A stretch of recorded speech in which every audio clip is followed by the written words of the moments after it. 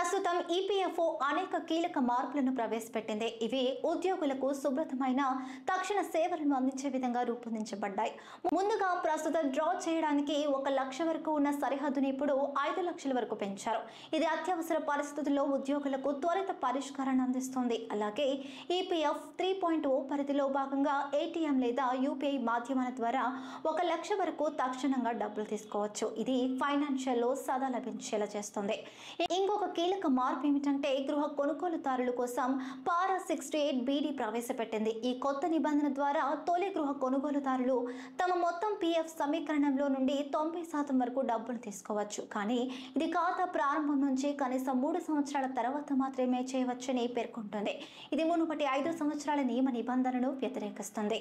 గృహం కొనుగోలుకు చేసిన ఈ విత్డ్రాలను ఒక్కసారిగా జీవితంలో ఒకసారి మాత్రమే అనుమతిస్తున్నారు. ఈ మార్పులతో పాటు ప్రవేశ పరీక్షల సులభతరం కోసం ప్రాసెస్ ను మరింత సరళీకరించారు.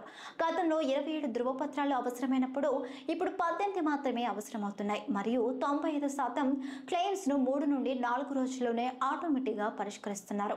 అదనంగా వైద్యం, వివాహ ఖర్చుల కోసం పీఎఫ్ చెల్లింపులు కూడా తక్షణంగా సాక్షాత్కరించాలని కొత్త మార్గాలు ప్రవేశపెట్టబడ్డాయి. ఈ మార్పుల ద్వారా సాధారణ ఉద్యోగుల చిన్న మీద తరగతి సాపేక్ష వీక్షకులకు ఆవశ్యక పరిస్థితుల్లో తక్షణ ద్రవ్యతను అందిస్తుంది.